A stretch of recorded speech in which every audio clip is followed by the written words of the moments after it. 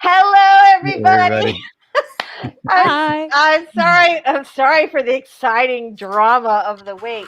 I just realized, like in typical Lisa fashion, that I sent Michelle an email this morning that said, "Here's the link," without sending her the link. So here she is, Michelle. I was just telling everyone how I how I said, "Here's the link," and then didn't send you the link. So No worries. anyway, so hi everybody and welcome. We are super, super glad you're here. Laurel is very excited because she really was first today. Yay, Laurel! Awesome. Woohoo! All right. While everybody's sort of filtering in, let's go around and introduce ourselves. I think we're going to have to make it quick today since there are 6 of us, but I'm super excited for today's live stream because we have all of our friends here and we are going to continue our talk about process, about writing process, and we are going to talk a little bit about characters today. So I'm excited about that. I thought we had such a good conversation last week. So without further ado, let's just introduce the crew. I want to start with Doll, and we'll just go around the circle. All right, Doll. Hello there, humans. I'm Books Cecil Runo. I'm a partially blind own voices author, also known as the Ace from Space. I write primarily sci-fi, but I also write short stories in multiple genres and a little bit of poetry. I stream on Tuesdays at 8 a.m. Eastern, and my channel is a little bit of an eclectic process of my writing journey and everything I learned on the way, plus a little bit of book reviews. Yay, that's me. Nice, very nice. SAKO Tumi is back with us today. I'm honored. We're glad you're here. Howdy, howdy, howlers. I'm SAKO Tumi, also known as Casfoy. I write horror, and I'm a witch, and I'm a graphic designer, and sometimes I combine those 3 things. In fact, I will be doing so on Monday the 15th. Where I will be illustrating book characters upon request for a $5 donation, where all proceeds will be going to my mother's cancer treatments. Oh, send me the. I don't think I have the link this time in the description. I think I put it in last week. But will you please put the link? Drop the link in the private chat, and I will pop that into the regular chat and also into the description. Great! Yay! That's going to be so much. That's going to be exciting. That'll be super exciting. I'm really looking forward to it. I'll be doing busts, so they'll be full color. They'll be just this part, or no, I'm kidding. From like here up. Oh, okay. Okay. Like bust as in like the sculptural term. I know. I was really just giving you a hard time. I'm sorry I made a dirty joke on the live stream. So I couldn't help it. I'm kind of in a mood today. All right. Don't worry, Lisa. Kids are at school. That's right. Thank goodness for that. Okay, except a lot of kids are like at school in the dining room, so that was bad. All right. Anyway, blushing now. Robert's here. Robert, save me. Get us out of here. Well, I'm Robert Jones, and my channel is The Story Detective. I have been an artist and a writer for my entire life, professionally mostly in comic books. And I take all that story-oriented craft that I've learned and break it down on my channel and give you, the viewer, clues so that you can unravel your own writing mystery. And if you like tech for writers, I also do tech reviews. And hopefully more videos soon. Stay tuned. Yay! Nice. Yay! Awesome. Very awesome. Savy Writes Books is here. Savy, I heard that you have a new channel. What is that all about? So, yeah, I've got a couple exciting things going on right now. So, hi guys, I'm Savy from Savy Writes Books. On my channel, I talk about being a small business owner because I am the owner of Forever Home Friends, which produces books and plushies about real rescue dogs. And over the past couple weeks, my friend RK and I have been doing a morning live stream together that we've been doing it every morning at 8 a.m. And for that stream, we've been like living like various business gurus for a week. So we'll like pick a business guru who gives out like lots of empty advice. We'll live their rigorous morning routine for a week. And then we'll do a stream every morning talking about what we did and what we learned and making fun of their weird and stupid advice and things like that. So we've been doing that for the past couple of weeks, and it was starting to clutter my channel. Like my channel was just having way too much on it because I already put out like 3 videos a week and I do my writing stream. So I was putting out like 11 pieces of content a week and it was just not good. So instead, we decided to move that show to a separate channel since it comes out 5 times a week. So I just put the channel link in the chat. It is called Your Morning Guru with Savy Writes Books and RK Gold. Oh, And if you pull up the channel, you see the art and our logo was done by SAKO. SAKO did the art for our logo, which she did it during one of her drawing streams where we gave her, we put money in her coffee account and she did this art for us. So it was awesome. I highly recommend SAKO's art streams. Hold on. Hang on a second. I'm going to share this. Aww. All right, hold on. Wait. Share it. Your morning- Share it. Share it. Your morning guru. Here we go. Your morning guru. Business, anti-MLM, and guru bullshit. And that is an awesome little logo, SAKO. Oh, thank you. I love drawing stick figures. Like, it's just super fun. I think they really look like us, so I was think so happy. too. They captured our mood. I think that is super awesome. Well, you know what? I think that is something that a lot of people would be super excited about. Very cool. It's a great show. On this I stream. love it. SAKO's always watching. We actually brought SAKO on because we will do morning meetings because one of the gurus we lived, like Grant Cardone, he was like, every morning at 9:06 I have a morning meeting. Why 9:06? I don't know. But we were like, okay, so we have to do that too. So we started bringing people on the show, whatever they want for like 15 minutes. I have an answer for you. Because 6:09 is too early, so he just reversed it. It's 9:06. 9:06.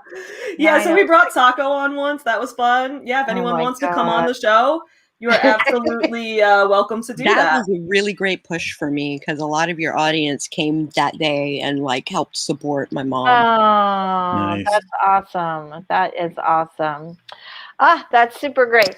Michelle is here. Michelle, tell us all about you. All right, I'm Michelle. I'm a young adult and middle grade author, and my YouTube channel is writing workshops and traditional publishing chat and writing blogs. Awesome. And I am Lisa Daly. Hello, everybody, and welcome today. I'm a traditionally published author, and on my channel, we talk about how to write a book you're super proud of and get it published. Plus, I hang out with these fine folks, and we get some words written, so that's kind of awesome.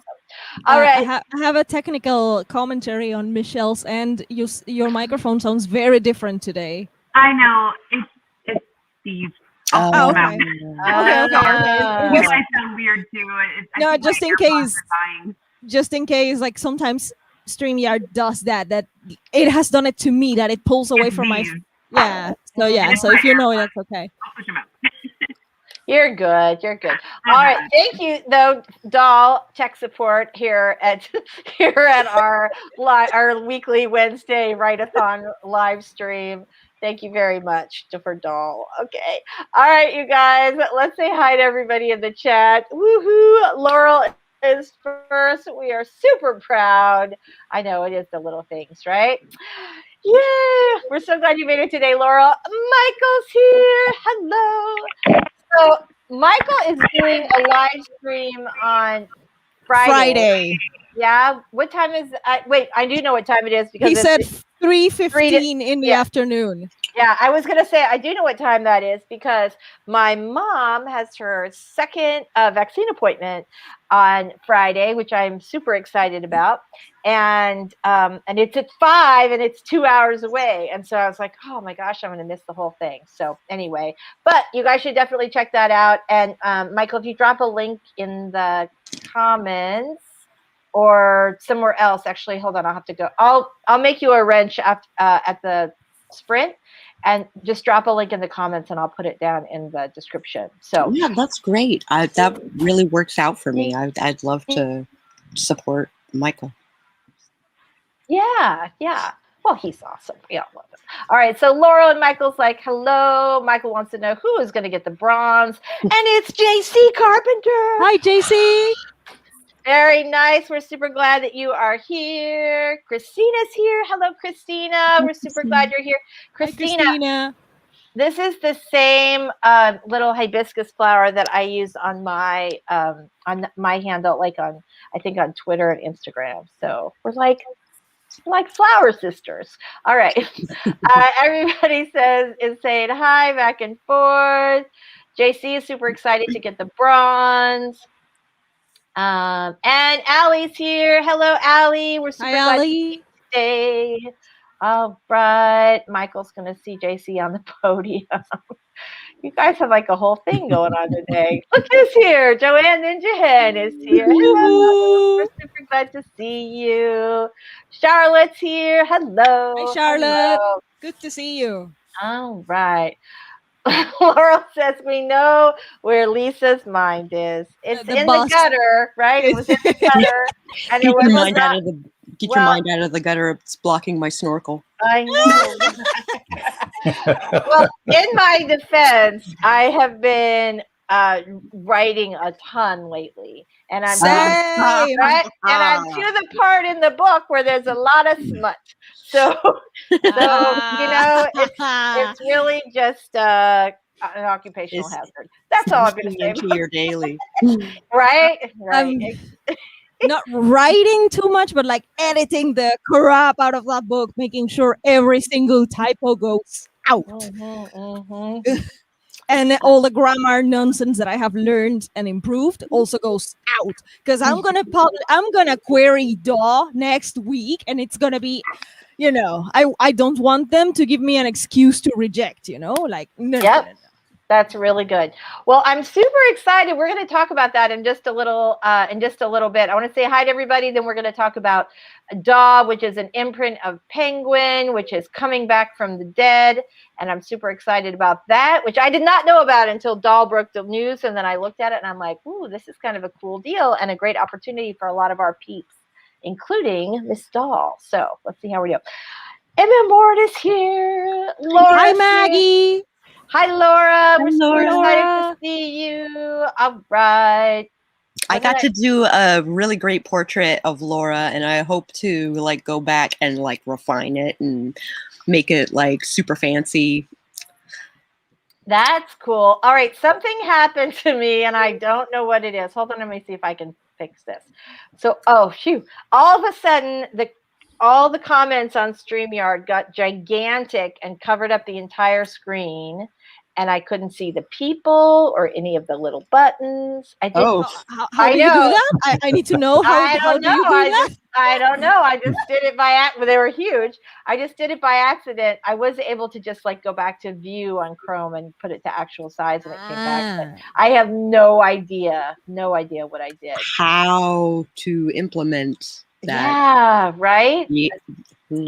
It could be helpful if you maybe, but it was also really terrifying. Like, oh my God, where'd everybody go? Okay, so Charlotte says, I have a master's in media psychology if you're interested in a psych's view on these stupid influencer behavior change videos.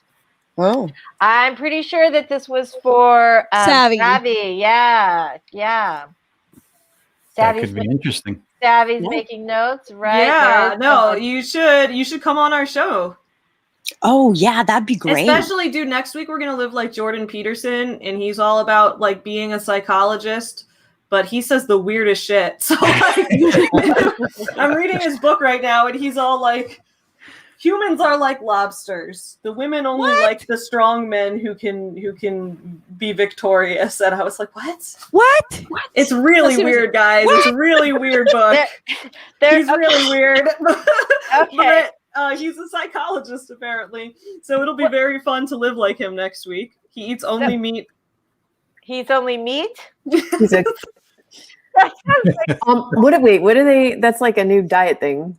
Oh my God. Well, it's mostly meat, but because he's like a power lifter, so he has to have like an insane amount of protein. So like the majority of his diet is like meat and like protein, things with protein in them, protein shakes, protein bars, protein cookies, a lot of protein. But just meat, that's a little weird. The carnivore diet. That's a thing. Yeah, it is. But yeah, that's a lot. I don't know. We can talk about that all day. I don't want to go there. All right. Mike Knoll says his internet conked out for a minute. Well, we're glad you're back. We're very glad you're back. Emin Ward said it was an amazing stream for Sako's mom. Absolutely. I'm so glad you guys made it, and we'll put a link to the next one in the description. All right. Oh, Emin Ward says, love my hummingbird. I did a watercolor hummingbird for Maggie, and it was one of the better pieces of the day. Oh, that's fantastic. Fantastic. All right. So, yay. Oh, Joanne says her mom just told her she has her first vaccine appointment. She's super happy. Can't wait to see her grandkids again. Oh, that's so sweet. I do have butts on the brain. All right. They're gonna be, okay. All right. I got my people here. All right. Laurel says I only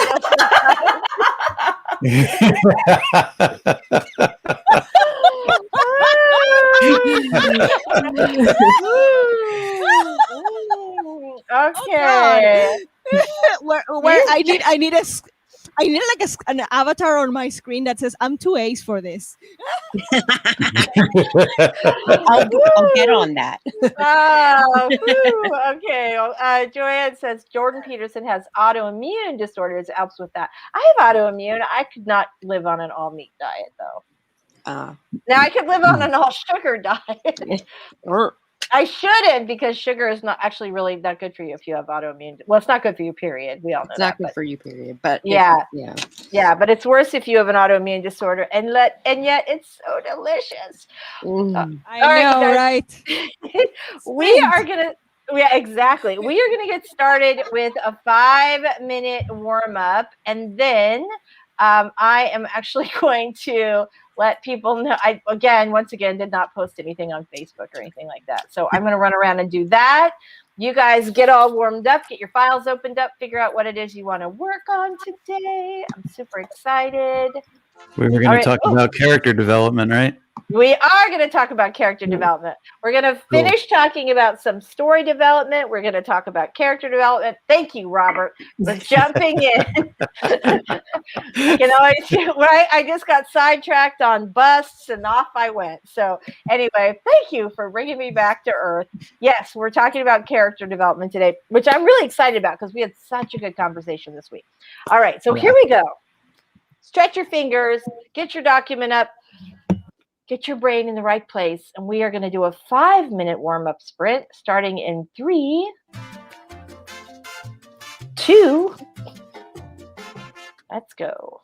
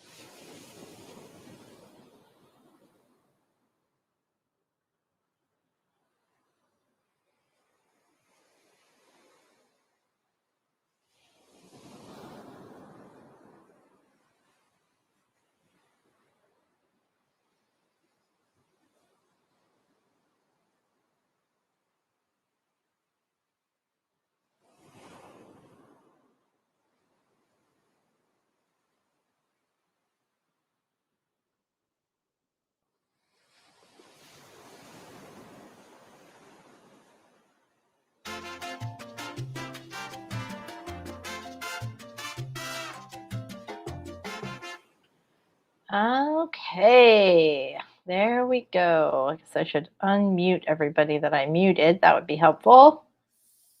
Yay! Okay, welcome back, everybody. Hello. Hello. Joanne says she likes how the countdown bounces. Thank you very much. So proud. All right. So NUL is here. Good morning. Not writing this morning, but wanted to show some love to your channel. Aww. Hit the like button and get ready for my physical therapy appointment. Happy writing to all. NUL, thank you so much for being here today, and good luck with your physical therapy appointment. Be strong. All right. Good job. Nicole's here. Hello, Nicole. Super glad to see you. Oh my goodness, forced to get around to cleaning today. I know that. Whose standards have gone way down since the pandemic?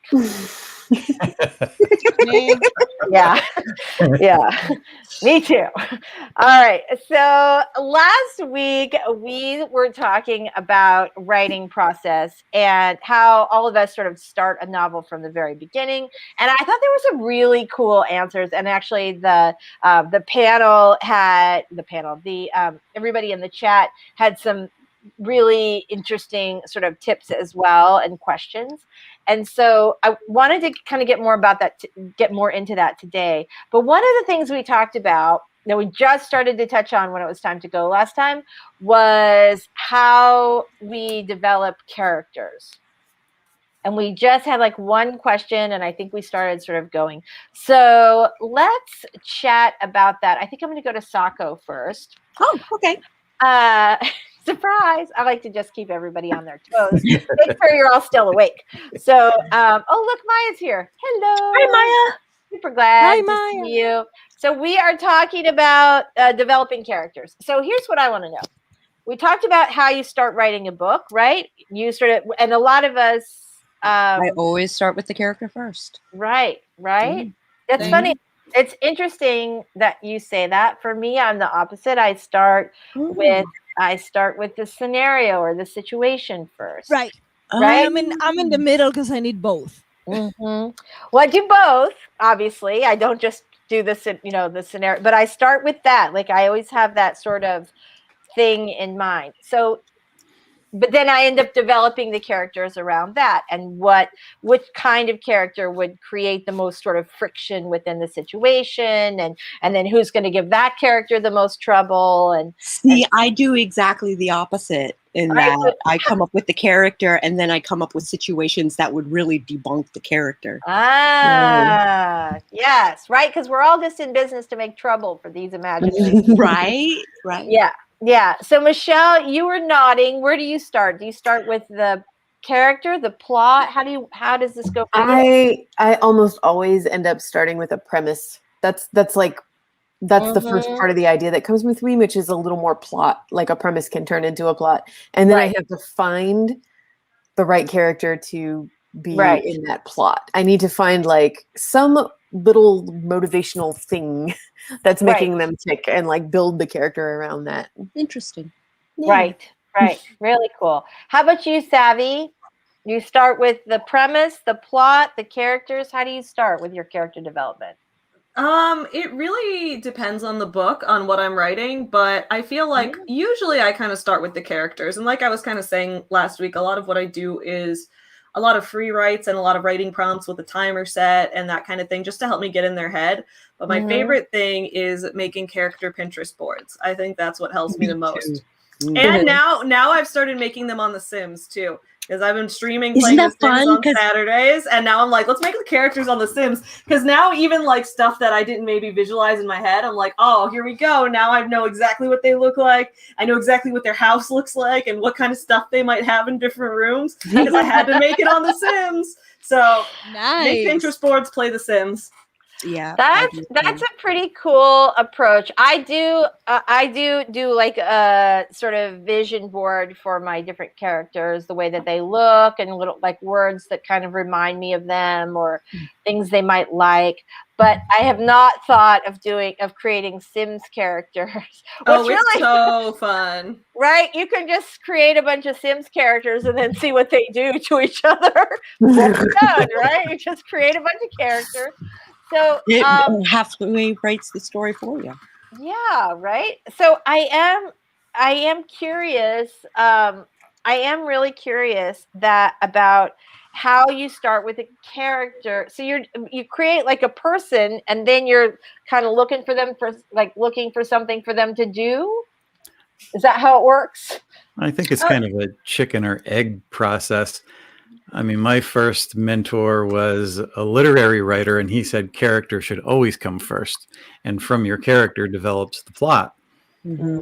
But anytime I'm thinking of a situation, it will usually come first. There will be an idea for that story. That's how it starts. But Right. I won't necessarily develop that process for the situation first. I will then immediately go to a character and figure out how they fit into that premise. Right. And start Yeah. developing them first. Right. Because if your character doesn't have a direct connection to the plot, your Right. plot's going to seem artificial, and you drop a cardboard character in the Right. midst of it. I Right. actually talked about this in a video recently. Like, I think there are just 3 basic ways we get ideas. Sometimes we get an idea for a character, like just a certain particular person, and we want to, like Sako said, like put them in a situation and see how they handle it. Mhm. Or we get a premise idea, which is kind of a plot idea, or we just do a what if, and that's like a world idea. Like I Right. had a book where the whole idea was just what if marionettes could steal children's souls. That's a world building idea, but it That's doesn't such a matter. crazy idea. Yeah. It doesn't Cool, matter though. how the That's idea awesome. comes to you, because eventually you've got to develop the character and the plot and the Of course. world. Right. You can't just go, oh, I'm a character person. Right. I'm not. Well, that's not true. You can do that if you write. I mean- if you write literary fiction, you don't have to. You don't need a plot. You don't need as much of a plot. You just have. Yeah. Shh, I did not say that. I really am in a mood today. Okay. So yeah, I think that's true, and I also think we all sort of have.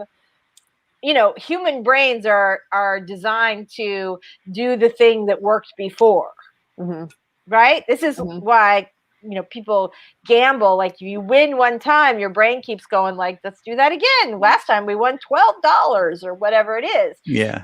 And for me, starting with that premise and because too, like with my first novel, it was sort of involuntary. I just had this idea where I could see this character squatting behind a dumpster, and I built like who would do that, and then what's the scenario, and then you end up building this whole thing around that. Yeah. I think that, plot is the vehicle. It can drive anywhere, but it's going to hit a tree without a driver, and Right. character is the driver. And what the character wants, they have a goal to meet their destination. Unless Right. it's a natural disaster kind of story that just plucks your character into a bad situation. But even those stories have a character that's like an earthquake expert or somebody there Right. that's going to be able to handle it. You can't really have complete random characters, although there have been some successful stories doing that, the kind of every person in a strange situation to see how they react.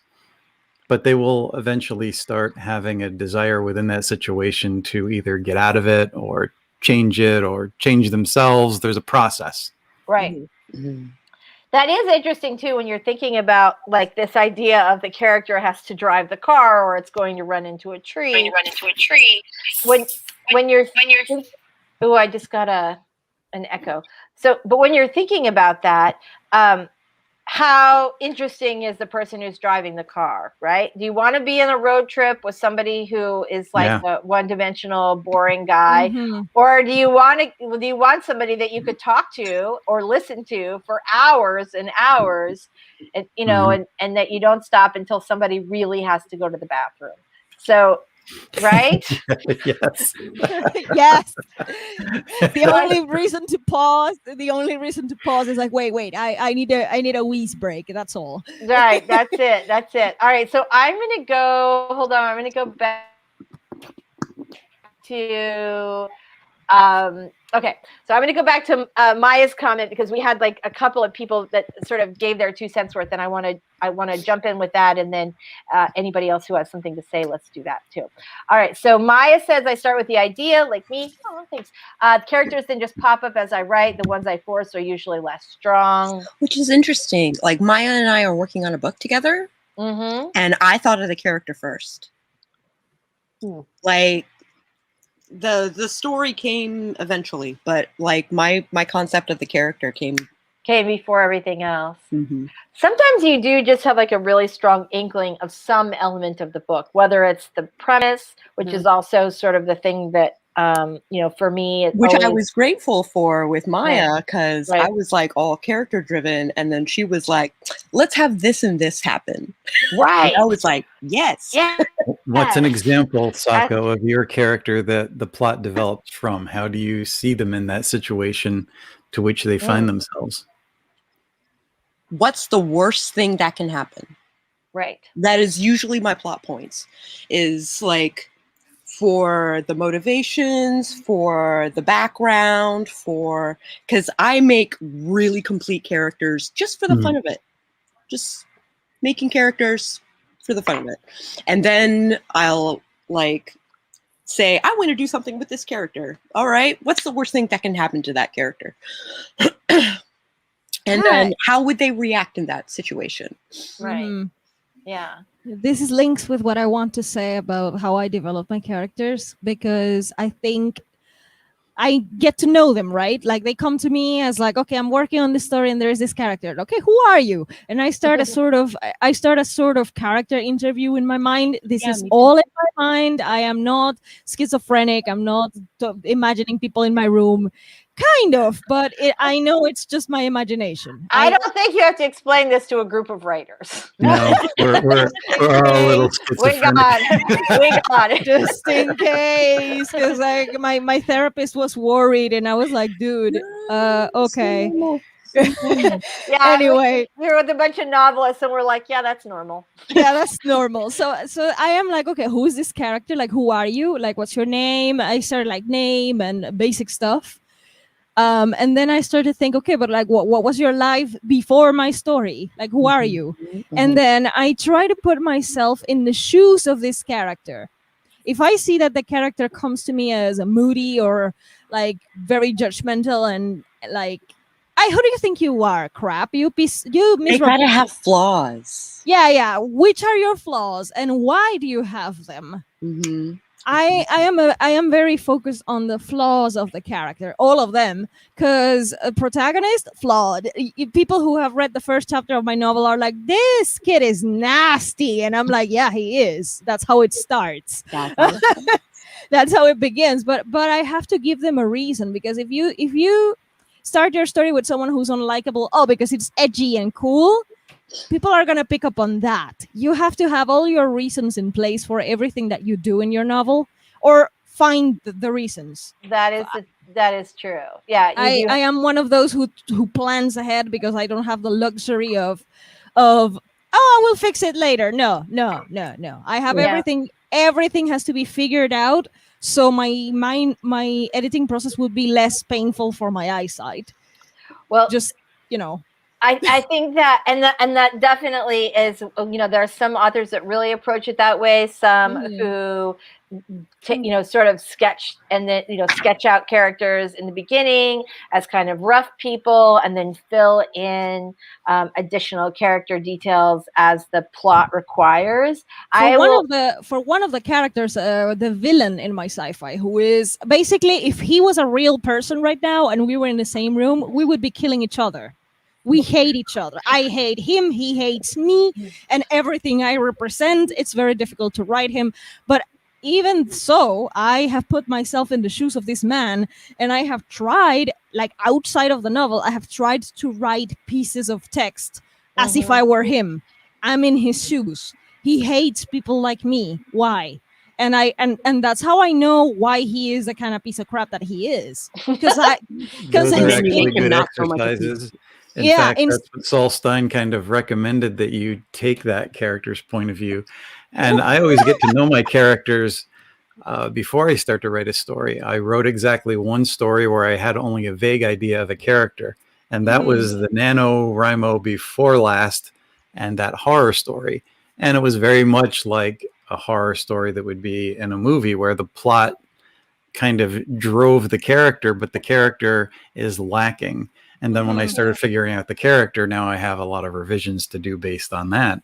Right. And it's like, wow, this is a really cool concept, but how do I make the character fit into this?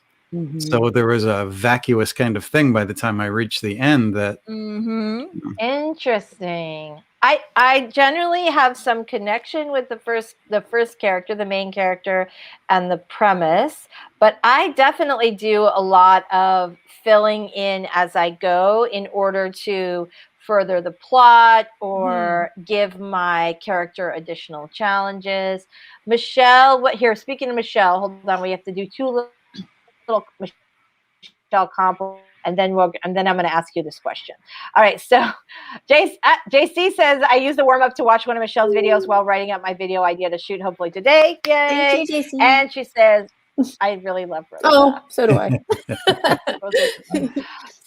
So my question for you, Michelle, is so you start with the premise, and I think you and I are kind of more, we start in a way that's more similar than starting with a character. So how do you start when do you start developing those characters? Do they sort of come along with the plot? Do you do that where you're developing and then you go, oh, well, this would be really interesting if they had this flaw, and then you kind of backfill that a little bit?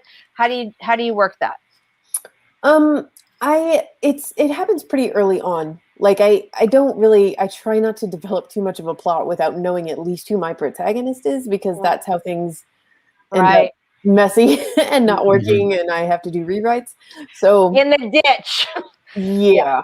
So I try to figure out like some core thing about the protagonist, at least to start with. I might not have her personality fully fleshed out. Like I usually have to do some writing to find all of that. But just like the whole want versus need thing, I try to lock that down. Like what is her status quo at the beginning of the story, and why does it have to change? Like what's wrong with her life, whether she realizes it or not? Right. And how does that like relate to this premise or idea that I have? And how is it going to kind of like shatter everything and force her to become a different person by the end of the story? I really like, it's just a lot of brainstorming, a lot of word vomiting into documents, trying to figure out what makes her, what's driving her. Yeah, that chief one is a big thing. And also whatever their wound is. Yeah. The Save the Cat talks about the shard of glass. The shard of glass. Yeah. It's not an original idea, but the character does have some kind of an issue, that internal problem. It might be from childhood. It might be something, but it always affects them socially, because that's where change happens. Yeah. Exactly. All right. So Joanne Ninja Hen says she did Sims characters too. That's such a great tip, Savy. Nice. Now she uses free avatar creators. Oh, those are fun too. Yeah, using all the things online to like pick crew and all of those. Those can be fun. That's awesome.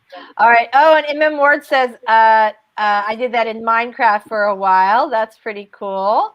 JC does character sketches, write up background stories on them, create a Pinterest board for them as well. Sure.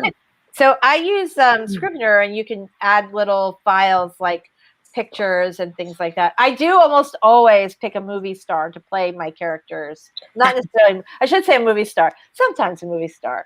Sometimes just like a character actor. But I always because I'm pretty visual when I am writing. Right? I can sort of see the whole thing play out like a movie. And so it helps me to kind of visualize like who might play that character. And it's not necessarily somebody who even looks like the character, but they have some some essence of the character. Like I love Drew Barrymore is such a fun character for me, like such a fun actress for me to envision in a variety of different roles, because she can be like, she has a ton of depth, but she's also really funny, and she's got this great like physical comedy to her. And so even if you hate her movies or you don't personally like her, she has this skill set that works for a lot of different things. And I always sort of imagine like if she were acting this out, like how would that work? All right. Maya says, when I have a character, I don't overthink it. I kind of sketch out what feels right. I often put characteristics to my characters based on my plot and what I think would further the action and add depth. Yes. I wonder if we could use Sims as an animation platform to make movies of our books. Too Somebody much free should will. do that, You right? probably could. Like, well, I know that there's YouTubers, like there's like drama YouTubers out there who will recreate the YouTubers they're talking shit about on The Sims and then make them do things while they narrate what's going on in the background. Like that's a thing. So I don't think that is that far off. Just screen record while you play The Sims and make it happen. Oh my gosh, that would be awesome. All right, I would so tune in to watch that. Okay, Ava says, I wrote a random scene that came to my mind just this morning. Two characters, point of view character and one other. It ends at a door. I can't go on until I know the character. Good. Yeah. I think too that, as much as I try to get to know my character up front, I can spend 2 to 3 months figuring out plot and character, but you could technically spend a year or more if you wanted to really get to know them, but that's kind of unrealistic. And no matter how well I think I know them, I don't really know them well enough, because as the plot goes on from draft to draft, they change. Sometimes the plot changes. Right. It's always developing. So you can't nail everything down so hard that it's unmovable, because then you're going to have writer's block, because it's always moving and morphing. Yeah. Well, and the other thing is what even as people, we think like, right, your significant other or your best friend, and you know what you think they would do in a scenario. But sometimes when stuff goes down, they do something that you didn't expect. Right. Mhm. And so, Or nothing at all. Or nothing at all, right? Yeah. It's sometimes they bury themselves, in the sand. Not themselves. I would bury my whole self in the sand. There is something that a lot of people don't talk about when character development, and I take this so much into consideration because of the type of stories that I write. The culture and language that they speak, like where did they come from, what language other than English they speak. I write a lot of bilingual characters or multicultural characters, and this is so important, because at some point some of their language is going to come out. Even if I don't speak the language very well, I will research it. But in a moment of stress, it might come out. In a moment of anger, it might come out. In a moment of I don't want you to understand what I'm saying, it might come out. So I figure out like speech patterns. I try my best. I'm not the best at it, but I try. And I figure out like cultural sayings or beliefs or superstitions. Like one of my characters is Russian, and there is a scene where his son is sitting on the floor, and that's a no in Russia. You don't sit on the floor just like that. It's like, oh, the floor is dirty, even if it's clean. They just don't like it. They're like, put on a blanket or something, so. And I because of interacting with Russian people in real life, I kind of learned it unconsciously, and then I put it in my novel. And then later, like months later, I saw a video where someone was talking about life in Russia, and they mentioned the same thing. And I was like, oh. So these little things and quirks that come from different cultures, something to keep in mind, especially if you want to write someone who's like a foreign character, and do it well without making your foreign character be like a token. Right. So yeah, that's a very important part of my character development process. It takes me a while. Lots of research. Lots of research. It's All right. interesting. It is. All right. So speaking of things that are interesting, everybody here has a really interesting book that they've been working on, and we should maybe try and write a little bit today. Awesome segue. Thank you. So let's go ahead and do a 20-minute sprint. We will come back and talk more about character development when we come back. And Doll, would you like to take us out? Let's do this. Okay. All right, everybody, put your fingers on the keyboard, get your mind in the right place, think of your characters, your plot, and your novel, and all the awesome things you want to write about, and get ready to start in 3, 2, 1, and sprint.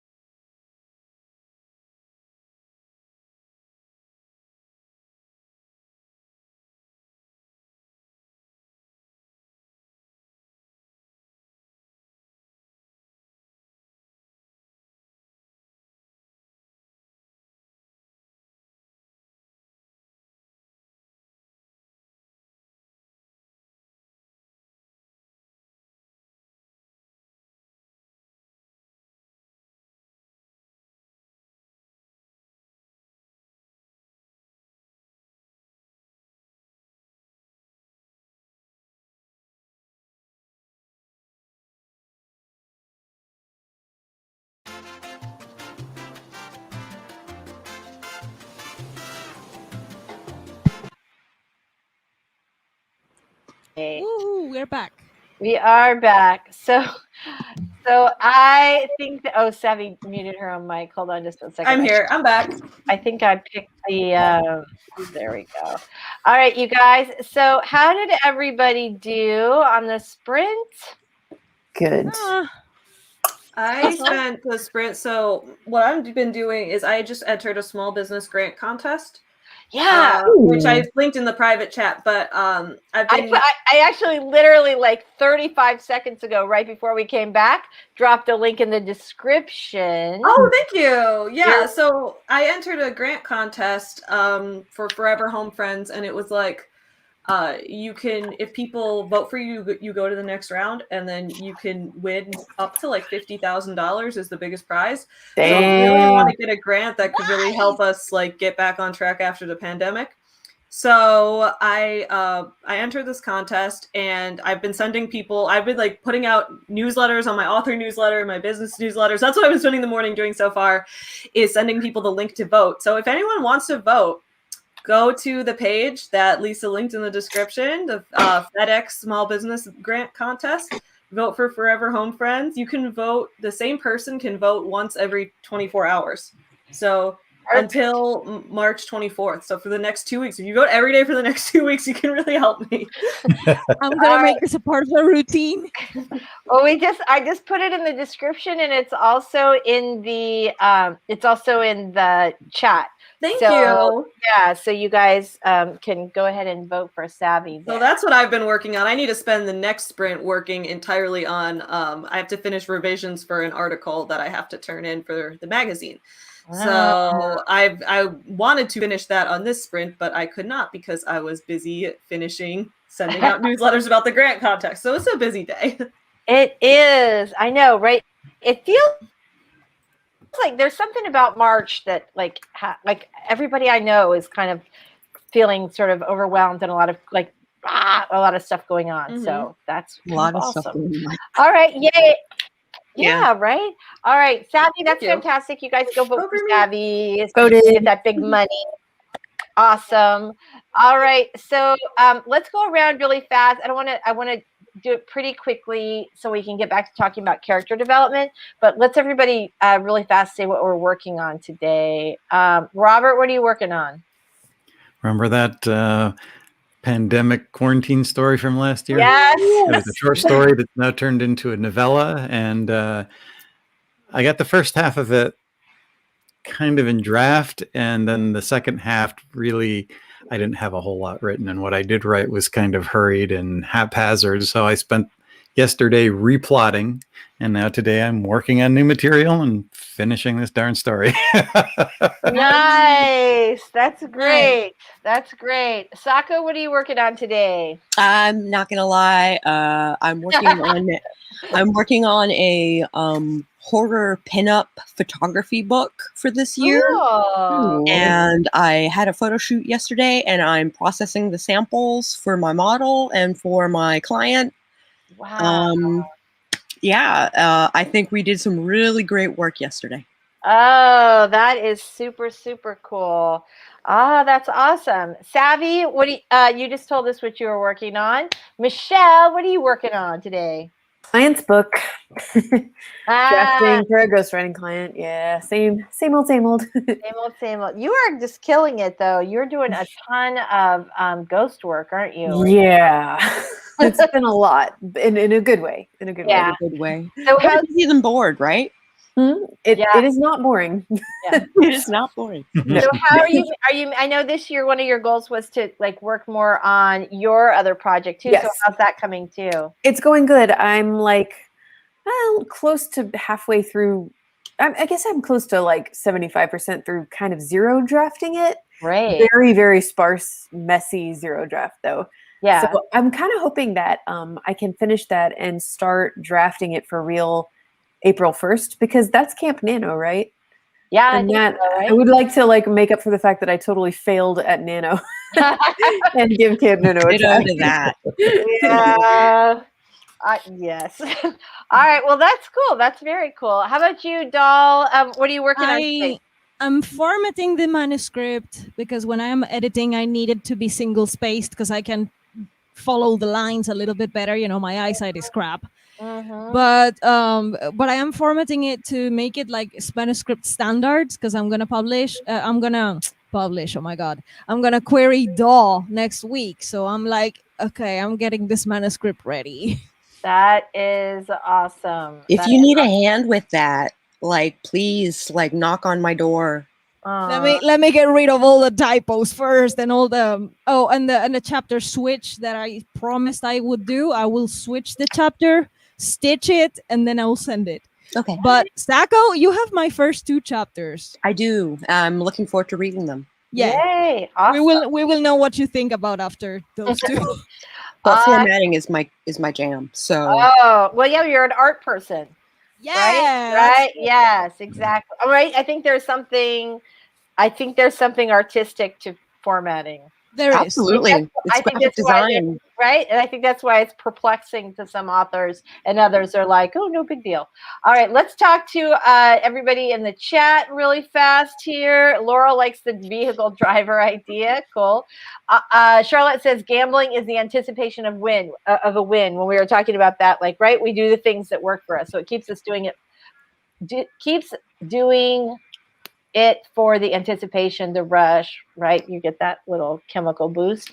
Doesn't matter if you win or lose after the 10th, as long as you think a win is coming. NUL says, most of my book idea comes, what if this happened? Or the premise come first. I guess that's the pantser in me. What if this happens? Right? Mm-hmm. JC says, see, my characters usually present themselves to me and they tell me the story. I hear that a lot, actually.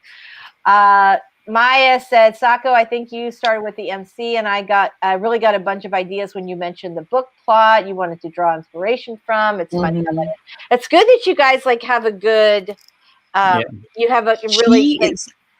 She is a wealth of awesome ideas. Like, children's books are like rough for me because I mostly do adult content. Right. But I really wanted to foray my visual development stuff into children's books and visual development. So like, I'm like, what is this monster doing that is so annoying? And she's like, ideas like right out of the gate, and without even taking a breath, and I'm just like, this is amazing. I'm gonna write all this down. SAKO, oh my god. Okay, let me just tell you something. I had several years ago, I had an idea for a children's book, not my kind of normal thing. And it's like a horror children's book. I mean, it's not like super scary, it's more funny, but I just had like this, like, I wouldn't have even thought of you for children's books, and yet that, when I'm thinking about what you did for Savy's channel, like, it would be totally perfect. We should have a conversation. We should have a conversation. Absolutely. Yeah. All right. So I think that's really cool that you and Maya are working so well together. Eva says, my fantasy started with a character in a situation. I knew both. The story centered around addiction at the beginning, not the same story. Oh. But the character is moving with the same motivations. Maya says, in my current book, when I was writing one of the first scenes with the main character and love interest, suddenly a character just popped into my mind and poured fully formed onto the page. It was like weird. My minor characters do that. Just like, right. Yeah. Still the need. I can totally see that. I mean, that has happened to me actually on a regular basis. Eva says, but you're right. It's more. Sometimes my main characters are fairly formed when I think of them. You know, you have other things to add in there, but you get the gist of what they're like. But you are right. I think that the minor characters often just pop up as humans right in the book. Eva says, with my middle grade, I had a situation, no characters, 2 first draft rewrites later, I know the characters. Okay. Joanne Ninja Hen wants to know, how much do you go overboard with minor characters? I have characters who appear in one scene and have a backstory like the main character, but the other way around too. I do not spend... I don't make backgrounds for them. I don't either, right? I only as it pertains to driving the plot forward and how they interact with the main character. I do, but not to the same extent. Yeah, mine are all like those facades. Like if you go to like a set tour in, at Universal Studios in Hollywood, how like you're in the Wild West town, but the back is all propped up with 2x4s. Those are Like my Savannah or Baltimore. right, exactly. Those are like those are my like smaller, not ancillary characters. Once I figure out a character, the supporting cast, including the minor characters, there's all different facets of the character, and every character has to exacerbate some point of the main character. Right. So if the main character or a minor character comes on, it's more like how are they going to exacerbate what the character is feeling in that scene, and play up on the emotion of it. Right. Absolutely. But you don't need to know that they eat chili for lunch every afternoon at 2 o'clock. That's too much. Right? You only need to know for those minor characters, you just need to know what it is about them that is going to, to force the main character to move or irritate them or change things for them. You just need to know how they, where they intersect with the plot and the main characters. They don't have to have that full backstory. And I think sometimes that new authors create massive backstories for minor characters that show up in one scene in lieu of writing. Right? As like I need a character sketches for my 700 characters for my 75,000 word novel, right? Sometimes That's too much. Yeah. Sometimes I think about these things. Yeah. I'll come up with an idea for what they want, and then I'll start occasionally these little ideas for the character will pop in my head. But you have to be careful of how much interest you invest in that character, because then the reader is going to say, well, what happened to them? Where did they go? When are they going to show up again? Because I was interested in that. Right. And you don't want them to. Yeah. Right. That's how tangents happen. Yeah. Now that said, if you want to do like a spin-off later, it's good to make them just interesting enough that readers, want readers to give them their own story later. Right. All right. Maya says her characters really came to life in her second draft too. Her characters usually have big backstories, but many of the backstories are not really mentioned in the books unless it furthers the plot. Exactly. Eva definitely prefers the character first method. Tedious to rewrite, drains me quickly away from the story. Oh, this is a good question. Joanne says, how do you integrate diversity issues? I actively count my male to female ratio, ethnicities, sexualities, genders, home countries. Too hard. That I have the most colorful characters possible. So I haven't. You're trying a bit too hard. You're forcing it. Yeah. So this is what I think representation is super, super important.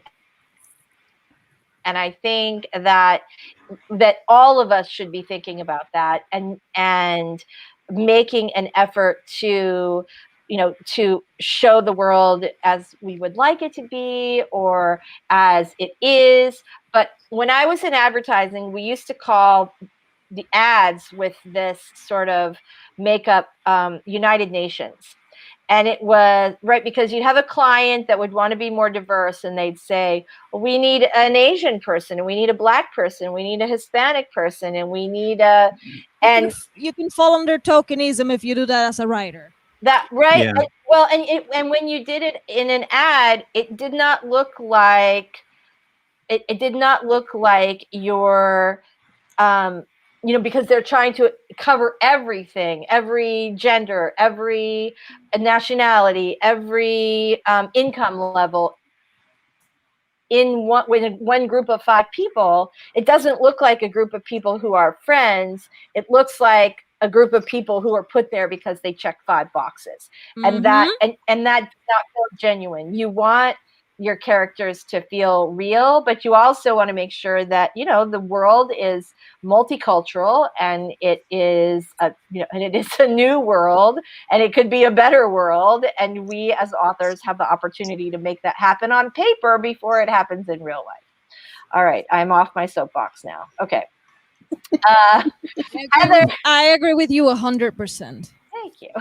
Heather's here. So glad you're here. She says, getting things done today, not a writing. I'm going to do 3 more characters, then we're going to do at least 1 more sprint because I do not want to be a bad sprint master. All right. Wait, sprint. What would we call that? The person who cracks the whip, right? Sprint master, sprint. Sprint master, sure. What is that person? Oh my God! Sprint mistress. That's Mistress. Oh, I yeah.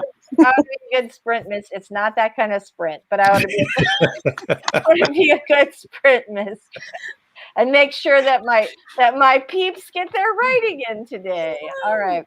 I'd like to dive You guys, Lisa's writing a lot of Steam.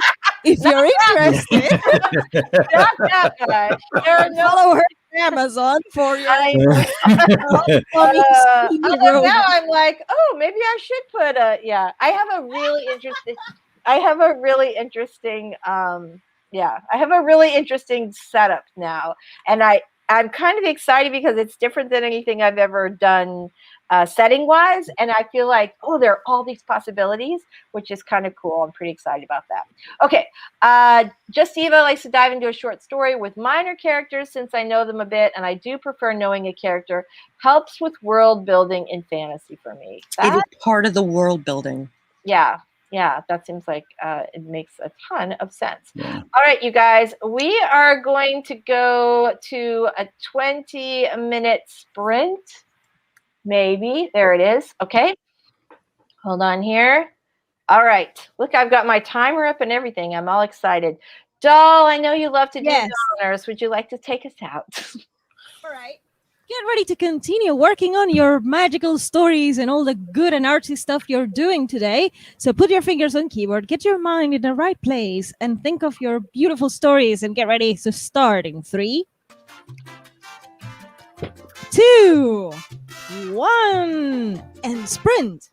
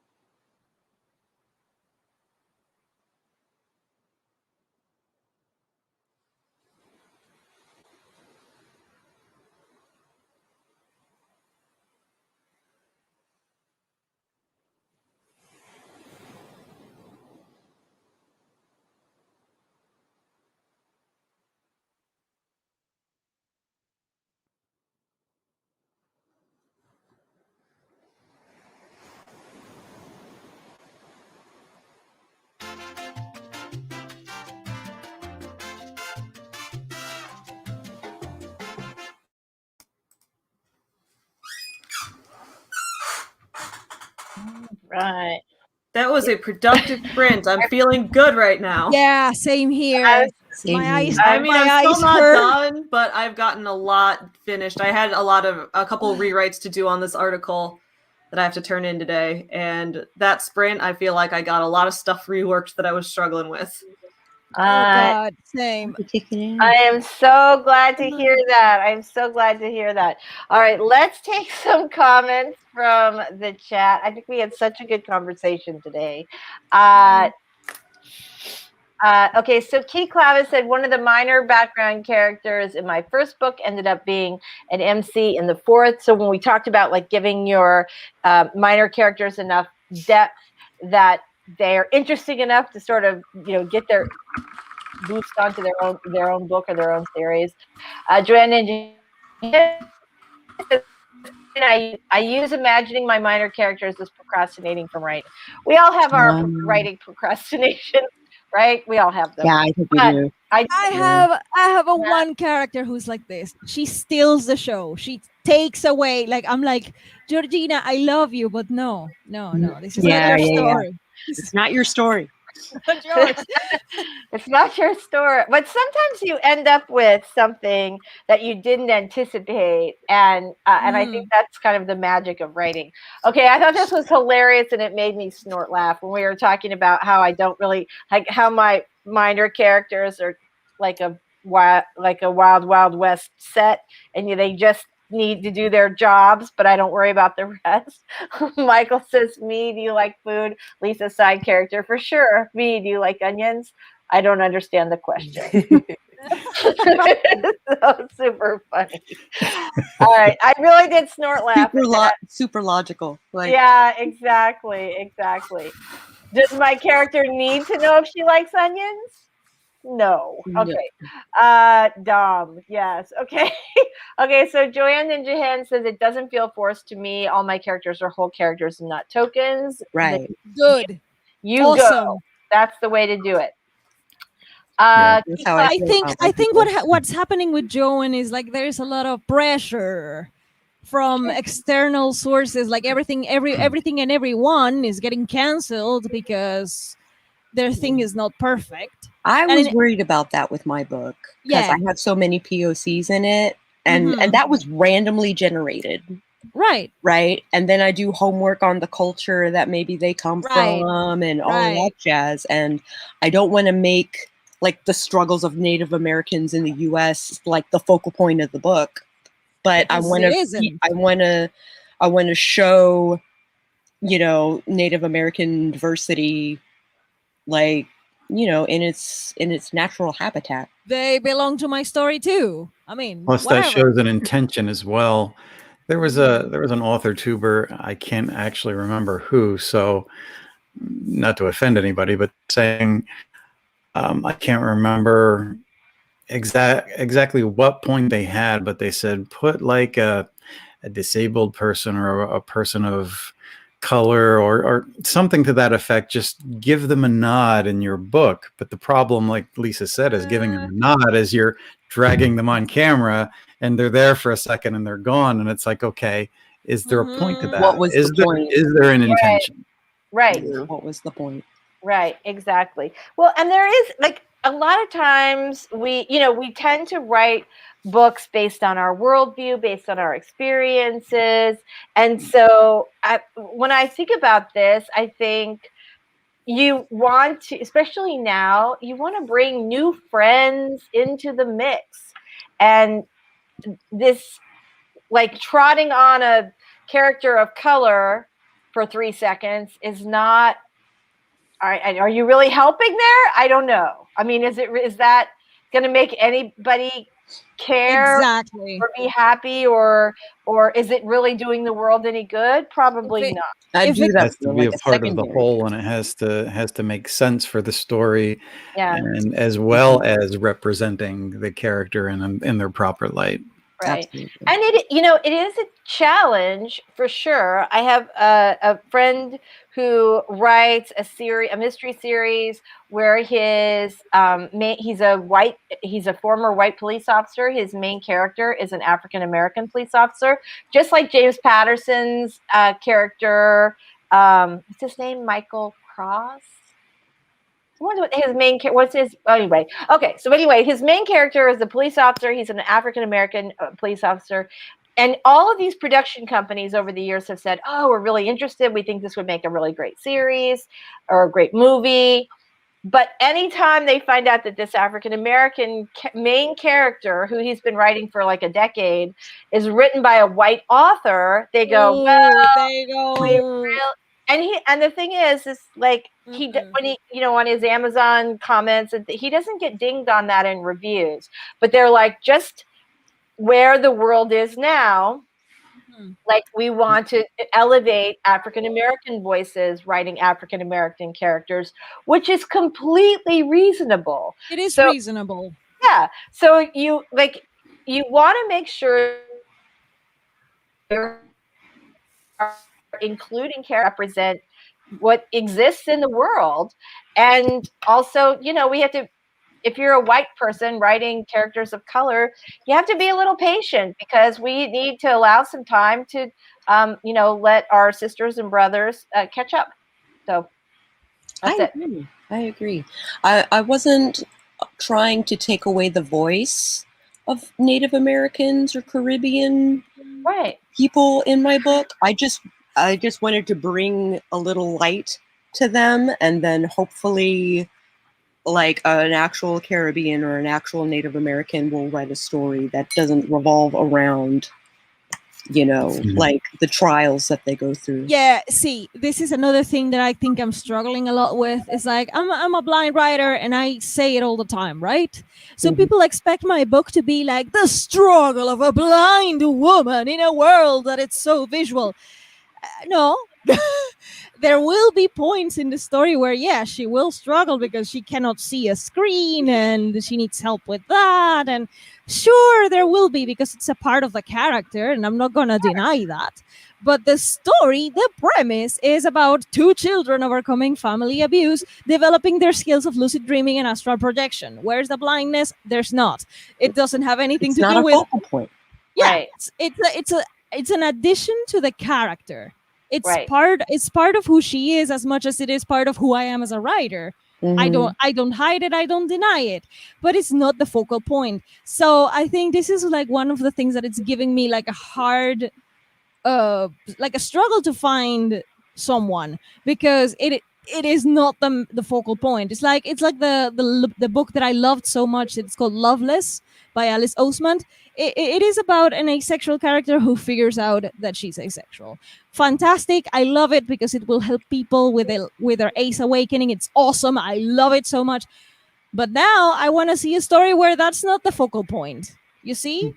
Well, the great thing is about literature is there is space for all kinds of there is space for everything. All kinds of different characters. And you do not have to include all of them in one book, but it's good to not write all the same people all the same time. So right. So there we go. All right, you guys. I would also say that as things move forward in the world, and thank God there is some forward momentum, that really shouldn't stop any writer from exploring different avenues, because that's how we learn. And just make sure you do some learning first. I think that's an excellent sensitivity readers are really a fantastic resource right now. So I think that's a great thing. And you're never going to have a situation where you don't offend or upset or connect with you're never going to have a book that's perfect for every single person, but there's not anything in the world. Some people actually don't like tacos. And you're like, what? And you're like, what? Right? Makes no sense. It makes no sense. We can't comprehend that as humans. We're like, what? Who doesn't like tacos? Tacos are the best food in the world. But there's somebody out there who's like, tacos are not for me. Or look, music. Music. Like, okay, look, I am writing a partially blind character who is very, like I said, it's like a future version of me. Can call it a self-insert, do whatever you want. She's not exactly me, but she has a lot of me. No shame. No shame. I haven't seen a character like me in a story. I'm going to do it. Fine. But I know, I am sure, like 100% sure that there is someone out there who will be offended by this. Sure. Not knowing that they will see my pen name, which is like a very neutral pen name. In fact, there are many men named Dal or Cecil. You know, it's like it sounds boyish at times. And there will be someone who thinks, another white guy writing about POC blind people, and another sighted person writing about blah, blah, blah, blah. And I'm over here like, hi, hello. So someone will get offended because this is another part of the world we're living right now. Someone will get offended. Someone is always. But I think what Robert had said before we go, because it's already 1:00.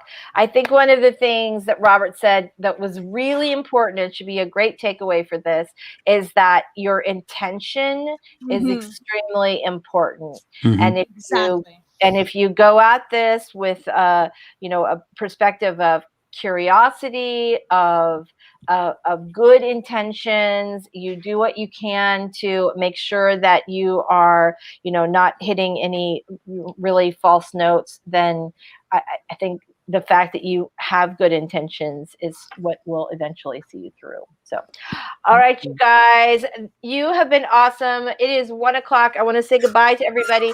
And also, so let's go ahead and go around really fast and do our outros. But you guys are awesome. Thank you so much for such a fantastic chat today. Eva and JC both said Alex Cross. That was it. Yep. That was the Patterson character. Thank you so much. So, yeah. And anyway, all right, everybody. I wish we had, we're having this conversation, and I wish that we had more diverse panel today. Of course, when we're having this conversation. In any case, thank you all for being here. No, I'm not saying. I'm just saying we have some diversity on our panel. I would like to have more diversity on our panel. I know. You guys are killing me. All right. Love you. Love you. Bye, guys. All right. Take care, everybody. All right. Bye, everybody. Thank you. Bye-bye. Oh, wait. Hold on. We were going to say goodbye, and I didn't hit the button, and I saw this pop up. JC says, wait before you go. I just wanted to tell you that I finished my novel. Nice. That's awesome. That is awesome, JC. That is that's amazing. Best way to go out, you guys. We are super proud of you. We will see you next week. Thank you so much, everybody. See you next time. Bye. Take care, everybody. All right.